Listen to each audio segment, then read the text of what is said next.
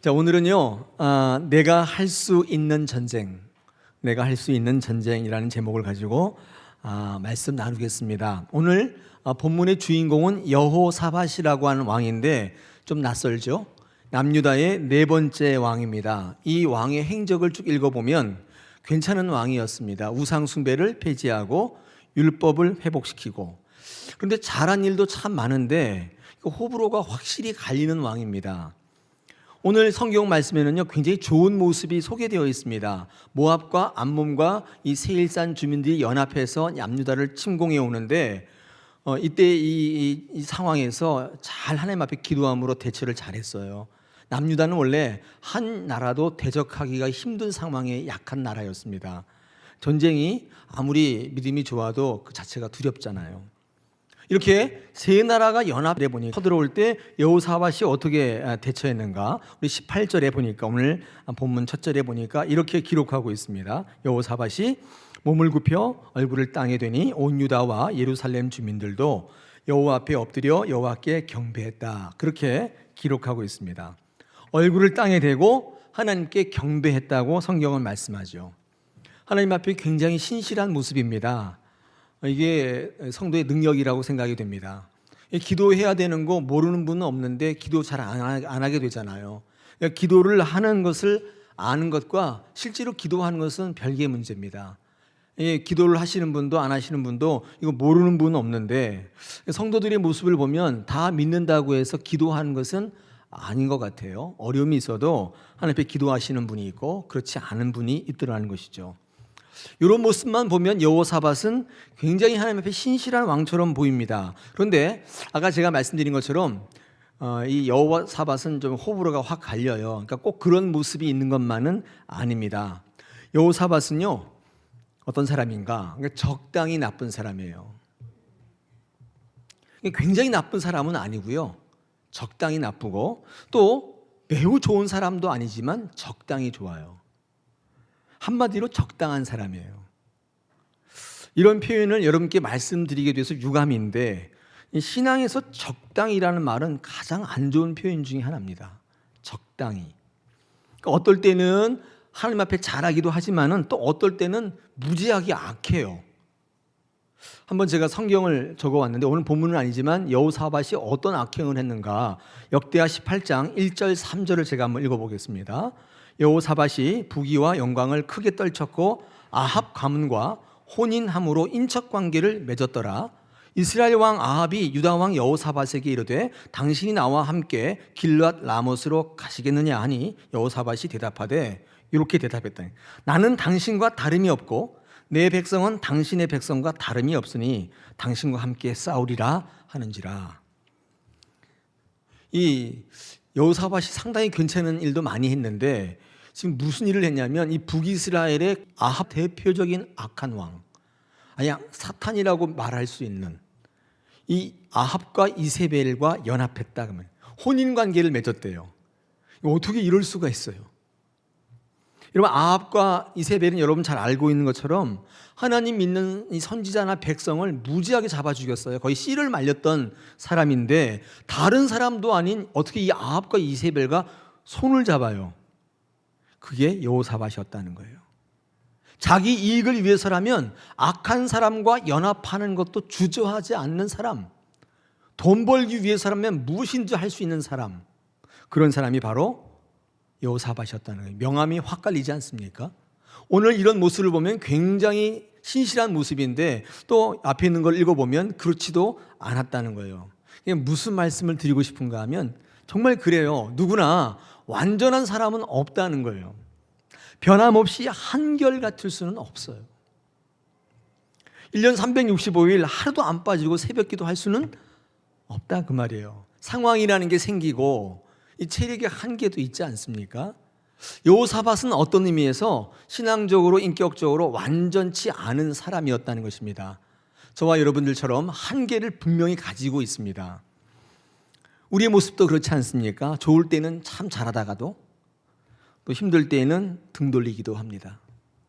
오랫동안 하나님을 믿어왔지만 힘들고 지치면 주저앉기도 하고 잠수 타고 사라질 때도 있다, 그 말이에요. 이 먹고 사는 문제 때문에 이 하나님을 향한 믿음만 가지고 살아가기가 힘든 존재. 저와 여러분 아닙니까? 여호사밧도 아마 이런 사람이었던 것 같아요. 어쩌면 교회와 세상 사이에서 늘 고민하고 갈등하는 사람. 여러분도 오늘 아침에 그러지 않았어요? 교회 갈 건가, 산에 갈 건가, 운동하러 갈 건가, 일하러 갈 건가, 사람 만나러 갈 건가. 갈등했단 말이에요. 어쩔 수 없는 생활 신앙인이지 않았겠는가. 제가 이렇게 얘기한다고 이렇게 사는 게 좋은 게 아니에요. 이렇게 살라는 얘기가 아닙니다. 이거 비정상이라고요.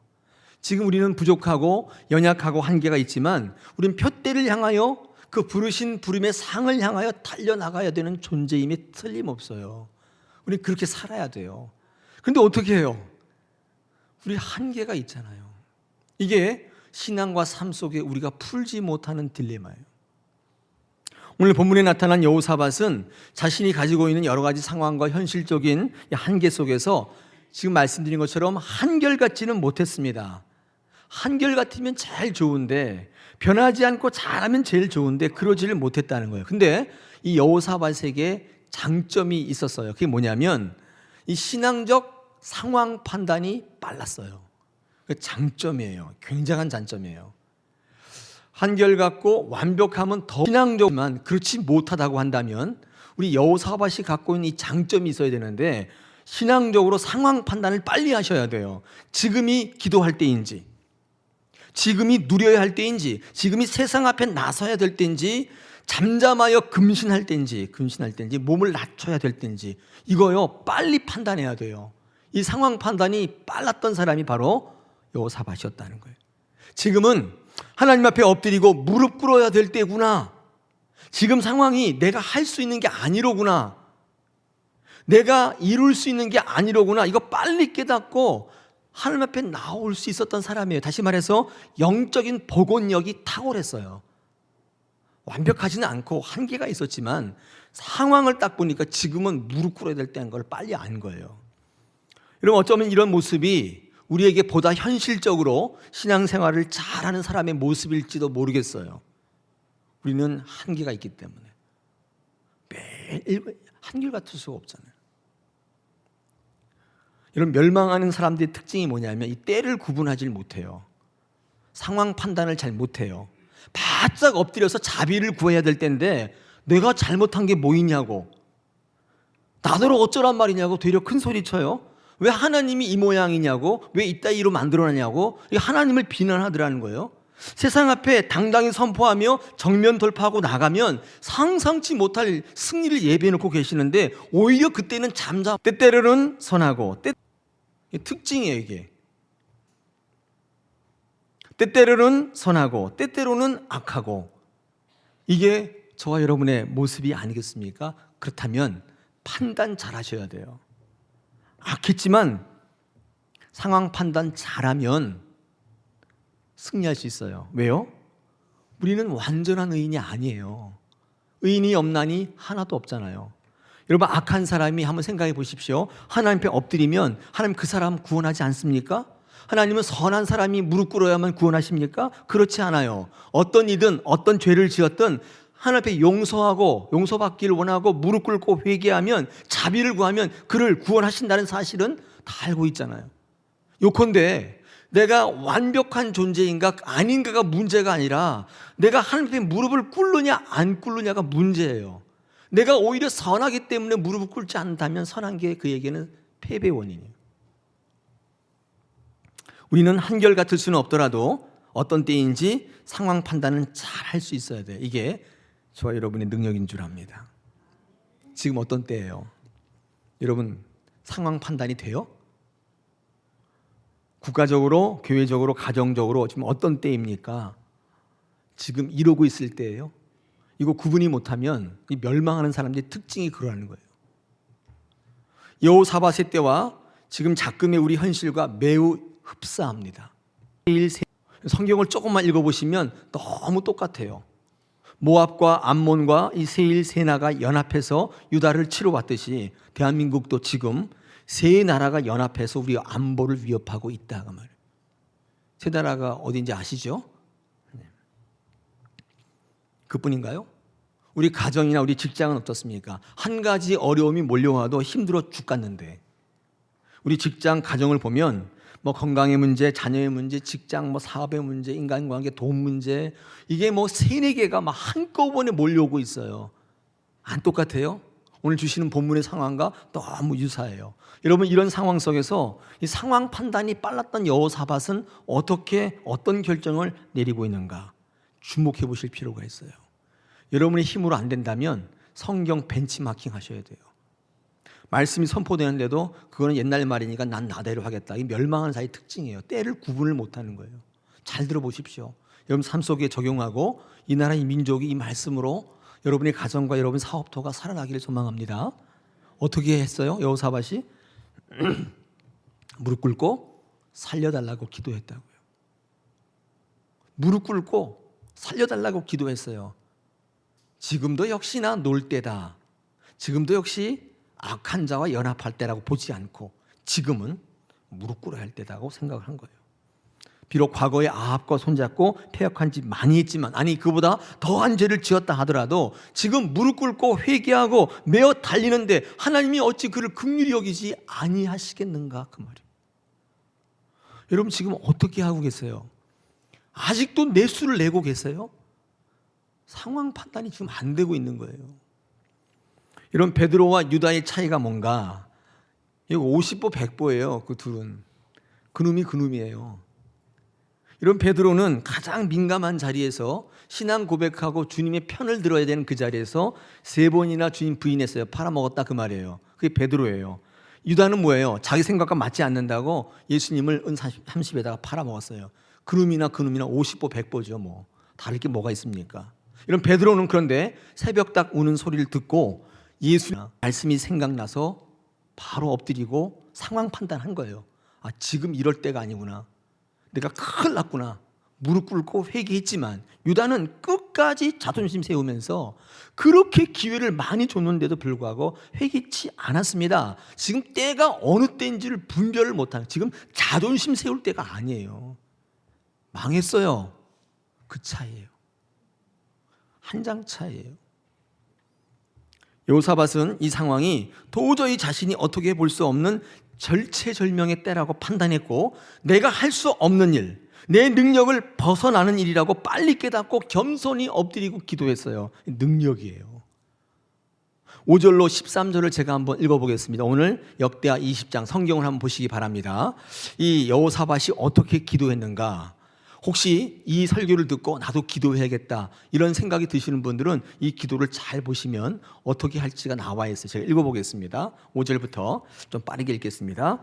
여호사밧이 여호와의 전 셋들 앞에서 유다와 예루살렘 회중 앞 가운데 서서 이르되 우리 조상들의 하나님 여호와여, 주는 하늘에서 하나님이 아니시니까 이방 사람들의 모든 나라를 다스리지 아니하시나이까? 주의 손에 권세와 능력이 있사오니 능히 주와 맞설 사람이 없나이다. 우리 하나님이시여, 전에 이 땅 주민을 주의 백성 이스라엘 앞에서 쫓아내시고 그 땅을 주께서 사랑하시는 아브라함의 자손에게 영원히 주지 아니하셨나이까? 그들이 이 땅에 살면서 주의 이름을 인하여 한 성소를 주를 위해 건축하고 이르기를 만일 재앙이나 난리나 견책이나 전염병이나 기근이 우리에게 임하면 주의 이름이 이 성전에 있으니 우리가 이 성전 앞과 주 앞에 서서 이 환난 가운데에서 주께 부르짖은즉 들으시고 구원하시리라 하였나이다. 옛적에 이스라엘이 애굽 땅에서 나올 때에 암몬 자손과 모압 자손과 세일산 사람들을 침노하기를 주께서 용납하지 아니하시므로 이에 돌이켜 그들을 떠나고 멸하지 아니하였거늘 이제 그들이 우리에게 갚는 것을 보옵소서. 그들이 와서 주께서 우리에게 주신 주의 기업에서 우리를 쫓아내고자 하나이다. 12절 굉장히 유명한 말씀인데 잘 보십시오. 우리 하나님이여, 그들을 징벌하지 아니하시나이까? 우리를 치러 오는 이 큰 무리를 우리가 대적할 능력이 없고 어떻게 할 줄도 그들이 알지 못하옵고 오직 주만 바라보나이다 하고, 유다 모든 사람들이 그들의 아내와 자녀와 어린이와 더불어 여호와 앞에 섰더라. 아멘. 여호사밧이 어떻게 기도했는가? 여러분 꼭 본받으시기 바랍니다. 이게 이기는 사람의 특징인데, 첫째, 하나님의 능력을 찬양하고 능력, 그 하나님을 인정해서 6절에 보니까 하나님은 이런 분이시다 인정했어요. 두 번째는요, 약속에 근거해서 약속, 7절부터 11절에 보니까 역사적으로 이렇게 해 주시겠다고 말씀하지 않았습니까? 그 약속을 붙들었다고요. 근거했어요. 두 번째는 12절에 보니까 고백했습니다. 오직 주만 바라보겠습니다. 어떻게 할지를 알지를 못하겠다고. 그다음에 네 번째는요, 13절에 보니까 연대해서 기도했어요. 여호사밧만 기도할 만한 자만 기도한 게 아니에요. 다 어린아이까지 다 나와서 기도했다. 다섯 번째는 기도 응답이 있으면 반드시 순종해야 돼. 좀 이따 제가 설교하겠습니다. 이 다섯 가지가 이기는 자의 기도예요. 여러분 꼭 기도하기로 결심했다면 이 기도를 한번 참고해 보십시오. 이렇게 기도하면 어떤 일이 벌어져요? 엄청난 일이 벌어지더라는 거예요. 여러분, 그래서 여호사밧은 위기 가운데 무릎 꿇고 기도했습니다. 근데 제가 이렇게 신앙생활하고 저의 모습도 마찬가지지만 우리 다사랑교회 또 제가 지나온 많은 분들의 모습을 보면 위기 가운데 예수 믿는다고 해서 다 기도하는 것은 아니라고 제가 아까 말씀드렸죠. 왜 그런가? 이 기도의 능력이 이렇게 탁월한데 왜 기도하지 않는가를 생각해 볼 때 곰곰이 생각해 보니까 몇 가지 이유가 있는데 오늘 이 설교와 관련돼서 한 가지를 여러분에게 좀 말씀 나누고자 합니다. 왜 기도하지 않는가? 이 기도의 응답에 대해서 이 심각한 오해가 있어요. 이게 무슨 말이냐면요, 기도의 응답이라는 것을 잘못 알고 있다는 거예요. 기도의 제목이 해결되는 게 응답이라고 여기는 분들이 많아요. 예를 들면 건강치 못해서 기도했다면 건강해지는 것이 응답으로 생각하더라는 거예요. 그런데 문제는 건강해지지 못하면 응답받지 못했다고 생각해요. 여러분, 과연 그렇습니까? 과연 그렇게 얘기할 수 있습니까? 하나님은 건강치 못 사도 바울 상태를 그냥 두시는 것으로 응답할 수도 있어요. 제 얘기가 아니라 사도 바울이 고백하잖아요. 고린도후서 12장 7절에서 이렇게 고백합니다. 여러 계시를 받은 것이 지극히 크므로 너무 자만하지 않게 하시려고 내 육체의 가시 곧 사단의 사자를 주셨으니 이는 나를 쳐서 너무 자만하지 않게 하려 합니다. 사도 바울이 큰 병이 있었는데 고쳐달라고 아무리 기도해도 들어주시지 않더라는 거예요. 왜? 이유가 뭐예요? 자만해질까 봐. 그 육체의 가시 사단의 사자를 남겨놓으셔서 늘 그거 붙잡고 하나님께 매어 달리게 만드셨다는 거예요. 하나님은 그 상태를 그냥 두시는 것으로 응답했어요. 꿈으로 환상으로 눈에 보이는 획기적인 것으로 직접적인 것으로 응답하시는가? 내가 원하는 것으로 응답하시는가? 그렇지 않아요. 꼭 그런 건 아니에요. 제가 기도하면서 받은 응답의 대부분들을 이렇게 돌아보면요, 기도 응답은 대체적으로 점진적이고 우회적이고 간접적이에요. 꼭 한번 참고해 보시기 바랍니다. 다양한 결과로 우리에게 주어져요. 점진적이고 우회적이고 간접적이에요. 우리의 모든 신앙의 문제는 항상 내가 뜻하는 대로, 내가 하고 싶은 대로 생각해서 오는 문제들이에요. 거기서 좌절, 낙심, 포기가 오는 거예요. 우리 인생 가운데 주님이 나의 주인이라는 사실은 고백은 하지만 주님이 하시는 대로 믿고 따라가는 훈련이 없었기 때문에 입만 살아있고 사실은 우리 삶 속에 주님이 역사하시는 것을 인정하고 바라볼 능력이 없어진 거예요. 근데 아까 제가 말씀드린 것처럼 꼭 그렇게는 아니라는 거예요. 왜 우리가 기도하지 않는가? 이 응답에 대한 신학이 잘못되어 있을 때 우리는 기도하지 않게 돼요. 이거 사단의 작전이에요. 꼭 넘어가시길 바랍니다. 이기시길 바랍니다. 주님의 입장에서 생각하는 좋은 신앙의 습관들이 여러분 가운데 있기를 원합니다. 주님이라면 어떻게 하셨을까? 이거 생각하라고 했죠.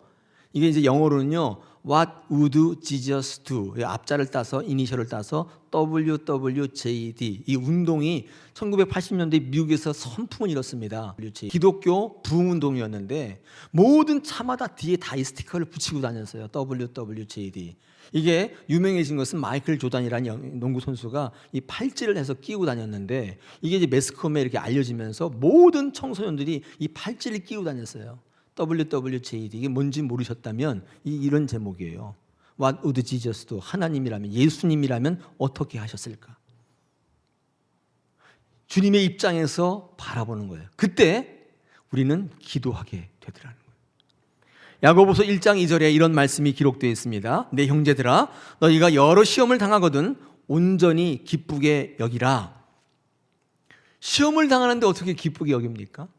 근데 이 말씀을 주신 이유가 있어요. 하나님께서는요, 우리가 진짜 믿는지, 정말 구원받은 자인지, 하나님은 우리가 살아가는 문제 있는 그 상황 속에서 보기를 원하신다는 거예요. 문제가 없기 때문에 감사하다면 그건 믿지 않는 사람도 다 하는 거예요. 문제가 많아 힘들어 죽을 것 같은데, 눈앞이 캄캄한데 주를 향한 믿음 때문에 감사하고 찬양한다면 그 놀라운 기적이에요. 그게 기적이에요. 기적이에요.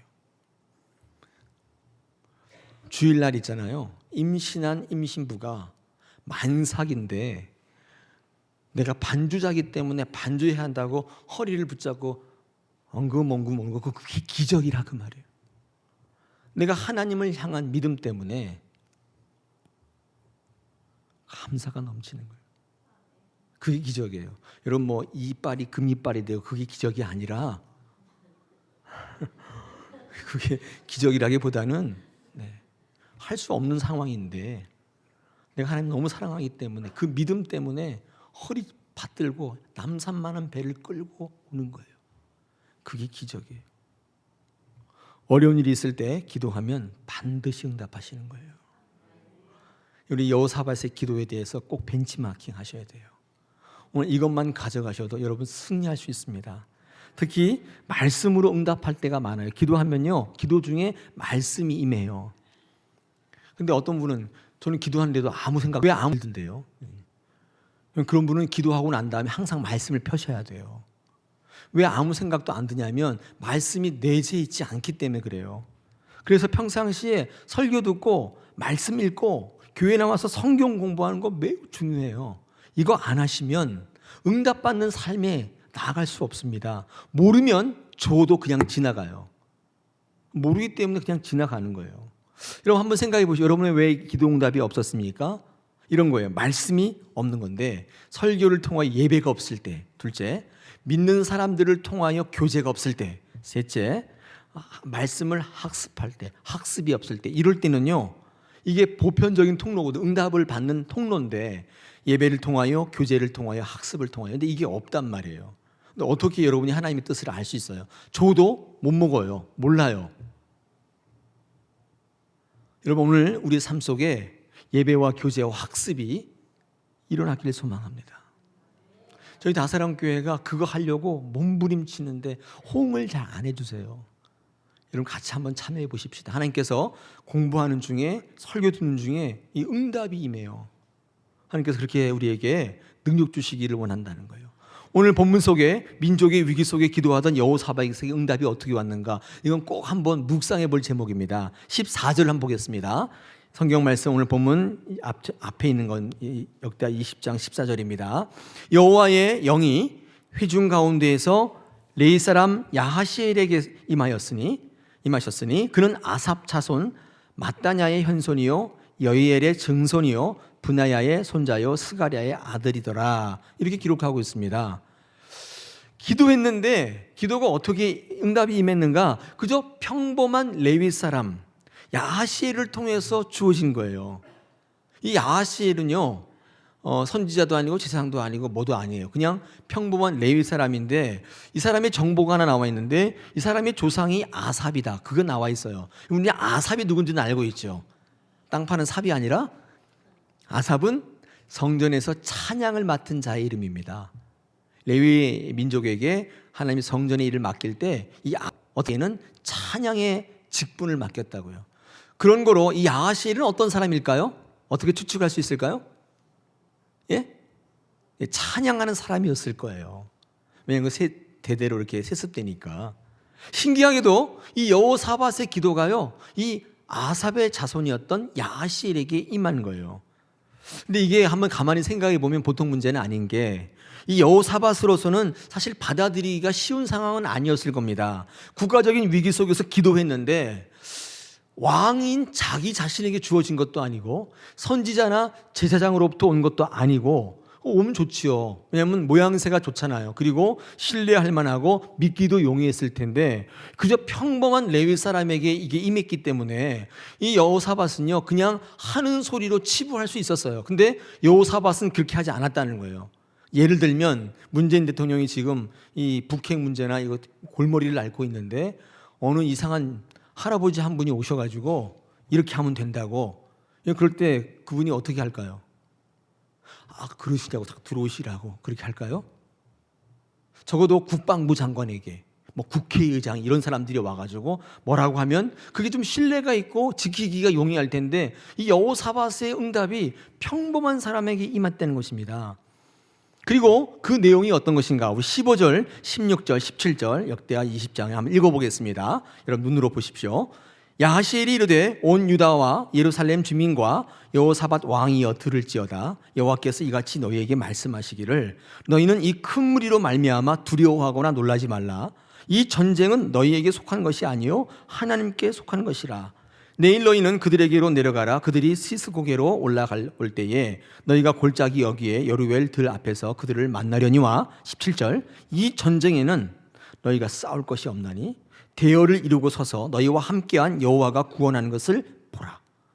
유다와 예루살렘아 너희는 두려워하지 말며 놀라지 말고 내일 그들을 맞서 나가라. 여호와가 너희와 함께 하리라 하셨느니라. 아멘. 이렇게 이 야하시엘이 응답받은 얘기를 한 거예요. 놀라운 것은 여호사밧이 이 평범한 한 사람 야하시엘의 말을 하나님의 음성으로 들었다 그 말이에요. 그리고 이 여호사밧이 모압과 암몬과 세일 세 나라가 연합하여 쳐들어오는데 백성들 앞에 작전이라고 뭔가를 내놨어요. 근데 그게 황당하기가 이를 데 없는 거예요. 그게 어떤 내용이죠? 우리 20절부터 21절을 또 내가 한번 읽어보겠습니다. 들어보십시오. 이에 백성들이 아침에 일찍 일어나서 드고와 들러 나가니라. 나갈 때에 여호사밧이 서서 이르되 유다와 예루살렘 주민들아 내 말을 들을지어다. 너희는 너희 하나님 여호와를 신뢰하라. 그리하면 경고히 서리라. 그의 선지자들을 신뢰하라. 그리하면 형통하리라 하고. 21절 백성들과 더불어 의논하고 노래하는 자들을 택하여 거룩한 예복을 입히고 군대 앞에서 행진하며 여호와를 찬송하여 이르기를 여호와께 감사하시 그의 인자하심이 영원하도다 하게 하였다. 그러니까 지금 이 전쟁의 상황 속에서 이 여호사밧이 내놓은 작전이라는 게 뭐예요? 그 군대 맨 앞에다가 우리 찬양대들이 입는 이런 거 있잖아요. 이거 입혀가지고 예복을 입혀가지고 그 맨 앞에다 세웠다는 거예요. 그리고 찬양하게 했는데 여호와께 감사하세 그의 인자하심이 영원하다. 이런 찬양을 시켰다는 거예요. 이거 황당한 거죠, 황당은. 갑옷을 입은 싸움 잘하는 돌격대를 앞에 세운 게 아니라, 우리 찬양대는 굉장히 무서워하겠지만 이분들을 앞에다가 383 앞에다 딱 세워가지고 방사포 앞에다 딱 세우는 거예요. 네. 아무 힘도 없는 찬양대를 세우고 찬양하게 했다. 이거를 작전이라고 내놓은 거예요. 북치고 꽹과리치고 군간을 부리면서 사기를 높이고 그렇게 해도 모자랄 판인데 어처구니 없게도 생뚱맞게도 찬양대를 맨 앞에 세우고 찬양대 가운 입혀가지고 그 앞에 딱 세워가지고 그러고 나가라는 거예요. 왜 이런 엉뚱한 짓을 이 여호사밧이 했겠습니까? 저는 말씀 묵상하면서 한번 생각해 봤는데 이게 여호사밧의 신앙의 고백이었던 것 같아요. 하나님께서 응답을 주셨는데 찬양 사역자를 통해서 응답 주신 걸 보니 이렇게 하라는 거구나, 그렇게 생각하면서 이 15절 17절 전쟁은 너에게 속한 것이 아니다, 아무것도 하지 말라, 이 말씀을 그대로 믿은 거예요. 찬양 사역자에게 말씀하는 거 보니까 내가 지금 이 상황에서 아무것도 할 수 없지만 능력도 안 되지만 내게 찬양하라는구나, 응답을 받고 보니 찬양의 명령이구나, 그렇게 그가 받아들이고 여호사밧은 내가 할 수 있는 전쟁이 찬양이라는 사실을 안 거예요. 비록 국력이 없어가지고 시시각각으로 다가오는 세 나라의 연합국의 이 공격을 막아낼 능력은 없어요. 무기도 없고 군대도 변변치 않지만 찬양은 내가 할 수 있는 전쟁이다, 이렇게 본 거예요. 직접 싸울 수는 없는데 우리를 대신 위해 싸우는 하나님을 찬양할 수는 있는 거예요.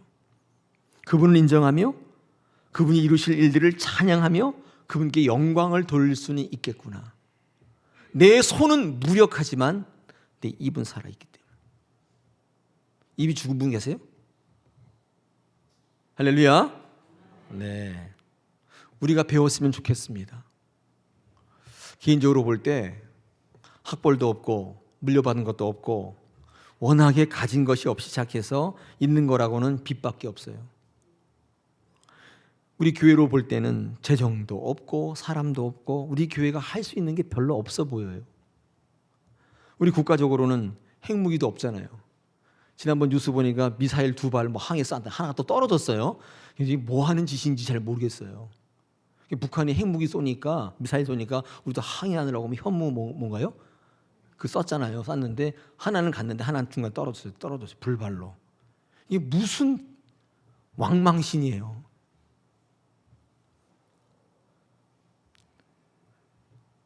미국 눈치 보고 있고 중국의 오만 방자한 태도를 그냥 속수무책으로 바라보면서 아까 12절의 고백처럼 대적할 능력이 없어요.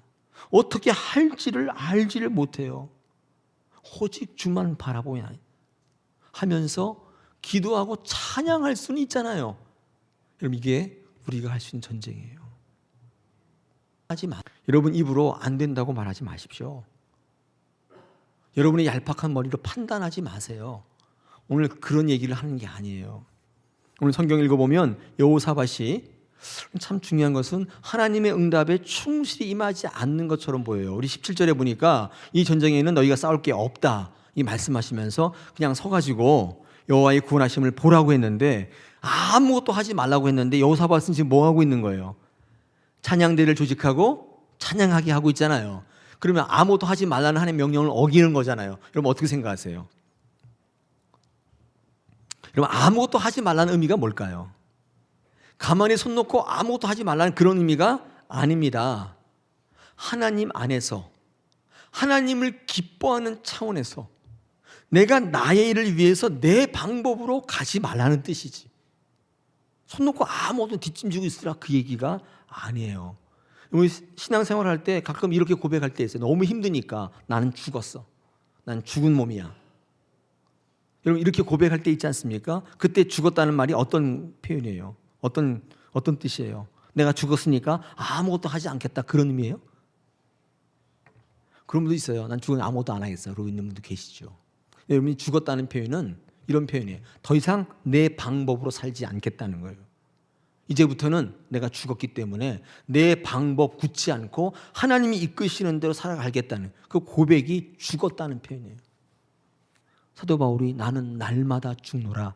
그게요 죽는다는 뜻이 아니라 뭐예요? 날마다 어떤 상황이 있더라도 내 방법으로 가지 않겠다는 거예요. 내 삶이 있고 경험이 있고 뭐가 있고 지식이 있고 뭐 어떻게 하더라도 그렇게 하지 않겠다는 거예요. 그게 내가 죽었다는 거예요. 그렇게 나가겠다는 거예요. 여러분 여호사밧이 왜 찬양대를 세웠어요? 내가 죽었기 때문이에요. 더 이상 싸움의 원리 원칙 병법대로 가지 않겠다. 하나님께서 찬양 사역자에게 응답을 주셨으니까 이게 찬양하라는 거구나 이렇게 받아들이고 찬양하겠다는 찬양대를 세운 것은 내 뜻대로 하지 않겠다는 여호사밧의 결단이고 그 신앙 고백이에요. 여러분 느헤미야 8장 10절에 보십시오. 기록되어 있습니다. 여호와로 인하여 기뻐하는 것이 뭐라고요? 너희의 힘이다. 우리가 어려움 당할 때 이거 이겨내려면 힘이 필요한데 이 힘이 어디서 오는가? 이 느헤미야는 이렇게 얘기해요. 찬양에서 온다는 거예요. 여호와를 기뻐하는 것으로부터 그 힘이 온다는 거예요. 생각해 보십시오. 우리가 어떤 처지나 상황 속에서도 어떤 어려움 속에서도 항상 기뻐하시려면 하실 수 있으려면 문제 해결이 기쁨의 대상이 되면 안 돼요. 여호와를 기뻐하는 것이 대상이 돼야 돼요. 항상 기뻐해요. 문제 해결의 여부에 따라서 기쁨이 결정된다면 우리는 항상 기뻐할 수 없어요. 왜? 문제 해결되기도 하고 안 해도 우리가 늘 그렇다니까요. 적당히 살자면 이렇기도 하지만 저렇기도 하고 이런 삶 속에서 오로지 모든 문제가 해결되는 것을 응답으로 본다면 우리는 기뻐하는 자는 될 수 없다 그 말. 여호와를 기뻐하는 것이기에 우리는 항상 기뻐할 수 있습니다. 이것이 우리의 힘이라고 느헤미야가 말씀하잖아요. 주님이 함께 계신다는 것을 깨달음으로 나오는 찬양이 있다면 그것이 찬양이라면 우리의 상황과는 찬양은 관계가 없어요. 여러분이 성공했든지 부자가 되든지 실패했든지 뭐 했든지 죽게 되었든지 관계없이 우리는 찬양할 수 있는 거예요. 그게 우리의 힘인 거예요. 할렐루야. 주님이 우리와 함께 계심을 믿는다면 우리 입에서 뭐가 끊이지 않아요? 찬양이 끊이지 않는 거예요. 기쁨이 끊이지 않는 거예요. 기뻐할 게 있어야 기뻐하죠. 이렇게 말하시면 안 돼요. 이사야 43장 21절에 이 백성은 나를 위하여 지었나니 나를 찬송하게 하려 합니다. 하나님 우리를 지으신 목적이 하나님 자신이 찬양받기 위하심이라는 거예요. 할렐루야. 여러분 꼭 기억하십시오. 찬양하십시오. 기도하십시오. 어떤 위기와 상관없이 우리를 기뻐하시는 인생 만드실 줄 믿습니다. 마지막 결론인데요. 놀랄 사실이 하나 있습니다. 이 여호사밧의 기도의 응답대로 여호사밧은 그 기도의 응답대로 찬양대를 전면에 세워 찬양함으로써 자기가 할 수 있는 전쟁을 수행합니다. 그런데 놀라운 일이 벌어져요. 우리 22절부터 24절을 제가 마지막으로 한번 읽어보겠습니다. 그 노래와 찬송이 시작될 때에 여호와께서 복병을 두어 유다를 치러 온 암몬 자손과 모압과 세일산 주민들을 치게 하심으로 그들이 패하였으니 23절 곧 암몬과 모압 자손이 일어나 세일산 주민들을 쳐서 진멸하고 세일 주민들을 멸한 후에는 그들이 서로 쳐 죽였더라. 24절 유다 사람이 돌망대에 이르러 그 무리를 본즉 땅에 엎드러진 시체들 뿐이요 한 사람도 피한 자가 없었다. 이게 무슨 말이에요? 하나님께서 그들을 물리쳐 주시는데 이런 작전을 짰는데 하나님의 천사들을 복병으로 숨겨 놓았어요. 그래서 이 복병이요 나타나 가지고 어떻게 싸움을 진행하게 하냐면 이 모압과 암몬과 세일 세 팀이 있는데 먼저 모압과 암몬이 연합해서 세일을 치게 만들어서 세일을 진멸시켜요. 세일이 진멸하고 나니까 뭐만 남았어요? 모압과 암몬만 남았죠. 그럼 어떻게 해야 돼? 이때는 서로 싸워서 공멸하게 만들어요. 이 작전 이름이 이른바 진멸과 공멸 작전이에요. 이 북한에는 이거를 통일전선 전술이라고 얘기하는데 우리 윤리 시간에 배웠죠. 서로 셋이 있으면 서로 연합해서 하나를 죽이고 서로 이제 하나를 또 제거하고 이렇게 하는 거. 근데 주목할 게 있습니다. 하나님이 숨겨놓은 천군 천사의 복병이 일제히 일어나서 연합군들이 이렇게 싸우도록 작전을 피는데 그 시점이 언제였냐는 거예요. 언제예요? 22절 첫머리에 어떻게 되어 있습니까? 그 노래와 찬송이 시작될 때에 이렇게 되어 있어요. 다시 말해서 찬양이 시작됨과 동시에 하나님이 숨겨놓은 하나님의 천군 천사의 복병들이 나와서 연합군을 치기 시작했다는 거예요. 다시 말하면 찬양 소리가 신호탄이 된 셈이에요. 여러분 찬양하지 않았다면 아직까지 계속 대기 중에 있어요. 천사들은 아직도 대기하고 있어요. 영구 대기 중. 하나님의 천군 천사를 움직이는 신호가 뭡니까? 찬양이었다는 거예요. 찬송이요 문제를 바꾸기 시작해요. 찬송하면 여호사밧의 경우처럼 상상치 못한 일들이 일어나는 거예요. 여러분 우리가 처해 있는 현실은 많이 다릅니다. 어떤 분은 어려운 분도 있고 어떤 분은 살만한 분도 계시고 어떤 분은 정말 건강한 분도 있지만 어떤 분은 지금 생사를 오가며 투병하시는 분들도 있을 수가 있습니다. 그러나 우리가 정말 성도라면 우리 예수의 이름으로 구원받고 예수님을 영접한 분이라면 우리의 영적 반응은 똑같아요. 찬양과 기도인 거예요. 왜 그렇습니까? 그분이나 이분이나 믿는 예수님은 똑같은 분이에요. 건강한 분이 믿는 분이나 투병하시는 분이 믿는 분은 다 똑같아요. 우리의 상황이 열악하지만 우리가 벌이는 전쟁이 우리의 전쟁이 아니라고 말씀해 주시면서 이 전쟁은 하나님께 속한 것이에요. 우리가 하나님을 의지할 텐데 우리의 상관, 우리의 이 형편과 상관없는 거예요. 찬양도 마찬가지예요. 우리가 할 수 있는 전쟁이 있습니다. 뭐예요? 찬양과 기도예요. 이 작금의 사태를 바라보면서 나라뿐만 아닙니다. 우리 교회도 마찬가지고 여러분의 삶도 마찬가지예요. 정말 천군 천사가 일어나서 말도 안 되는 엄청난 승리를 체험해 보고 싶다면 오늘 이 말씀을 가슴 깊이 담고 가시기 바랍니다. 여러분이 할 수 있는 전쟁이 있다는 거예요. 방법이 없고 어떻게 할 줄도 알지 못하지만 오직 주만 바라보고 찬양하고 기도하는 삶을 전면에 내세우면 엄청난 일이 일어나는 것입니다. 이번 한 주간 여러분 삶 속에 기도와 찬양이 넘치시기를 축원합니다.